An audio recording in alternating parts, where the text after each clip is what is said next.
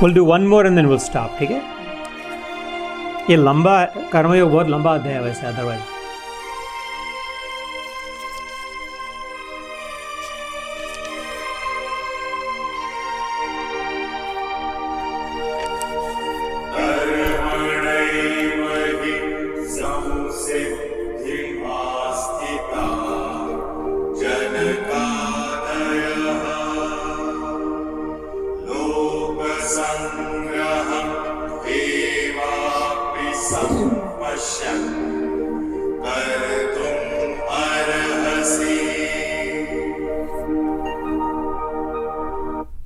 So we'll do this one, shlok number 20, and then we'll go seek your reactions after that. Karmani eva hi samsiddhim asthita janakadayah lok sangraham evapi sampashyan kartum arhasi. जनक आदि ज्ञानी जन भी आसक्ति रहित कर्म द्वारा ही परम सिद्धि को प्राप्त हुए थे। इसलिए तथा लोक संग्रह को देखते हुए भी तू कर्म करने के ही योग्य है, अर्थात तुझे कर्म करना ही उचित है। ये इतना बार बार भगवान ऐसा क्यों डरे हुए ऐसा बता रहे? कर्म करना बरा, कर्म को मत छोड़ना। 10 बार ऐसा क्यों बता रहे? कि मैंने हम लोग इसके पहले जो श्लोक होता दूसरे अध्याय में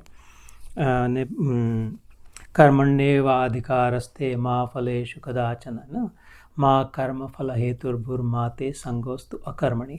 उस श्लोक मैंने कहा था कि the most misunderstood Bhagavad Gita का है ना, सबसे ज़्यादा गलत फहमी उसके विषय में कि लोग बोलते हैं ना कि अरे कर्म का फल, कर्म करना है फल नहीं लेना है, कर्म करना है फल नहीं लेना है। और उसमें से फिर आधे कहते फिर कर्म ही क्यों करना है, फल नहीं लेना है तो कर्म करना का मतलब क्या है फिर कर्म करने का, है ना। इसको दूर करने के लिए 10 बार अगले अध्याय में भगवान बताते कर्म करना है। कि उसी श्लोक में कहा था भगवान ने, उसके और लोगों ने ध्यान नहीं दिया। माँ कर्म फल हेतुर्भुर, मतलब फल का हेतु मतलब माँ ते संगोस्तु अकर्मणि। लेकिन you should never become a non performer. ऐसा मत करना है कि कर्म ही नहीं करना है करके, कर्म तो करना है, फल को नहीं लेना है। कर्म करना है, इस बात को भूल ही देते हैं, फल को नहीं लेना है, बस इसको ही ध्यान में रखते हैं। और फिर कन्फ्यूजन हो जाता है, फल नहीं चाहिए तो करना ही क्यों, या तो फिर ठीक है ना जैसा वैसा चलना, अपने क्या करना है, अपना फल नहीं चाहिए, फल नहीं लेना। इसलिए भगवान का यहाँ पे बता रहे कि देखे जनक राजा जैसे सर्वश्रेष्ठ, आप लोग नेपाल के हो, आपके मिथिला के है ना, फिर से प्रणाम है आपको, है ना, आप ज्येष्ठ श्रेष्ठ हो। तो और सभी उनमें राज ऋषि है, आज तक जनक राजा का नाम ऊपर है राज ऋषियों में अभी तक, है ना। जो ऐसा और उदाहरण नहीं दिया जाता, राम शायद हो गए वैसे, लेकिन फिर भी जनक जैसा कि जो जिन्होंने दोनों डगरियों को सबसे फर्स्ट क्लास संभाला था, संपूर्ण ज्ञानी और संपूर्ण कर्मी। कभी उन्होंने ऐसा नहीं कि पूर्ण मतलब ज्ञान का ज्ञान मिल गया था उनको पूर्ण, उनकी गुरु की कृपा से, अष्टावक्र मुनि से, वो ज्ञान स्वरूप थे स्वयं जनक राजा। लेकिन एक बार भी उनके मन में विचार आया ना, उन्होंने ऐसा कहा कि फिर मेरे को राज्य करने की ज़रूरत ही नहीं है, सब मिल गया है ना। अब उनका छोटा भाई था, उसको दे सकते थे तो संभाल करके, कभी नहीं, बिल्कुल डट के अडिग रह करके कर्म किया था, इसलिए उनका इतना सम्मान होता है। और ऐसा भी नहीं हुआ कभी कि इतना कर्म करना पड़ा, मेरी बेटी के साथ ऐसा हो गया, हम लोग समधियों ने ऐसा कर दिया, या जो भी कुछ ना कुछ संकट तो आते हो गए, सभी पर आते राज्यों पे, कि उसमें ज्ञान को भुला दिया, ऐसा भी नहीं हुआ। ज्ञान को पकड़ के कर्म को छोड़ दिया, ऐसा भी नहीं हुआ। और कर्म करने में इतने भ्रमित हो गए कि ज्ञान को भुला दिया, ऐसा भी नहीं हुआ। जितना ऊपर ज्ञान उतना ऊपर धुआंधार कर्म। इसलिए भगवान खुद उनके जमाए रावण इधर कृष्ण रूप में खुद उनका उदाहरण देते कि वो जनक जैसे थे। जनक आदय कहाँ है, आदय मतलब एंड मेनी अदर्स, ऐसा नहीं कि जनक एक ही था, नहीं तो अपने क्या काम का है, वो तो 10,000 साल पहले जनक होके गया अपनी युद्ध, और शो मी अदर्स। यहाँ पे सेवरल, ऐसे 2-3 बार गीता में भगवान आते हैं, ऐसे बहुत हो चुके हैं। जनक जैसे नहीं कहा, इधर एक ही बार कहा जनक जैसे, और हुए हैं। लेकिन ये जिसके विषय में अच्छे उनके बारे में बात करते हैं, ऐसे बहुत बोध को प्राप्त हो चुके हैं, ज्ञान को प्राप्त हो चुके हैं, जिनको ये सत्य का अनुभव हो चुका है, ऐसे बहुत हो चुके हैं। कितने हो चुके हैं ऐसा कहते हैं भगवान। ऐसा नहीं कि एक ही गुरु था, एक ही ज्ञानी था करके, है ना। तो लेकिन क्या, कर्मणि एव ही, इन कर्म अलोन, कर्म यू मस्ट डू, कर्मणि एव हि समसिद्धिम, you will never get fulfilled. समसिद्धि मतलब fulfillment. Look at there, we want fulfillment, we want fulfilled. You'll never experience fulfillment without doing your duty. अपने कर्तव्य किए बिना पूर्ण अनुभव, मीठा अनुभव ईश्वर संभव नहीं है, अपने कर्तव्य को छोड़ के भाग करके। सम मतलब होमोजीनियस, इक्वल, एक जैसा, और सिद्धि मतलब प्राप्ति, कि नो मैटर व्हाट जो प्राप्त हो प्राप्त रहेगा ही, टिकेगा ही, उसे समसिद्धि कहते हैं। वो सिद्धि के आगे ही बात है।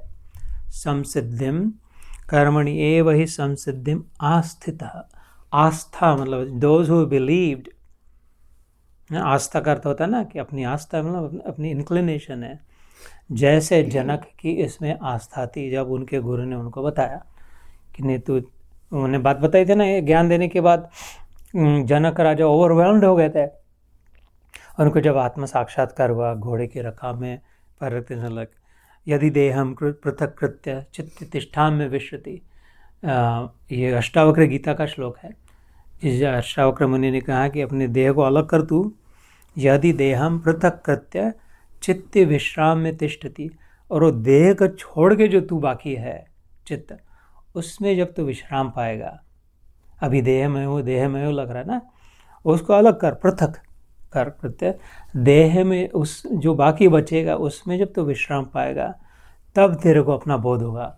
ऐसे ऐसे उपदेश दे के जब उनको सचमुच में आत्म साक्षात्कार हुआ तो इतने ओवरवेल्म्ड हो गए थे कि वो तो घोड़े से उतर के वापस आए और अपना पूरा मिथिला का मुकुट सिर का रख दिया उनके चरणों पे। मेरे पास और कुछ देने को है ही नहीं, ये शरीर भी मेरा नहीं है, ये किसी ने दे रखा था, मेरे को राज्य मिला था, वो भी तुमको देता हूँ, और मैं बस, तू क्या करता है फिर, मैं बस हो गया मेरा काम, तो मैं जाता हूँ। नहीं अभी तो पता है, आधा ज्ञान आ गया, तो नहीं गुरुजी आपको स्वीकार करना ही पड़ेगा। तो बोले ठीक है चल, मैंने स्वीकार कर लिया।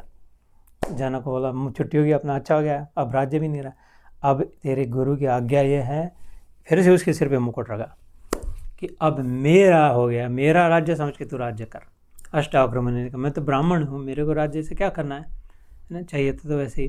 तो उसके बाद फिर जनक राज्य तो किया, मरते दम तक फर्स्ट क्लास राज्य कैसे किया, मेरे गुरु का राज्य करके किया। उस समय तक क्या था, जनक का राज्य था। तो जो गुरु ने स्वीकार की गुरु दक्षिणा, और फिर से उसको अभिन्नाव मेरा समझ के कर।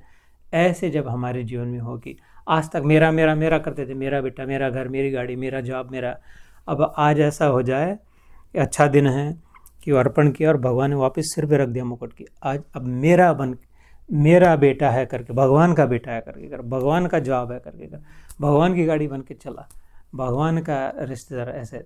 तो इसको ये श्लोक में कहा, कर्मणि एव हि संसिद्धिम आस्थितः जनकादयः लोक संग्रहम एवापि।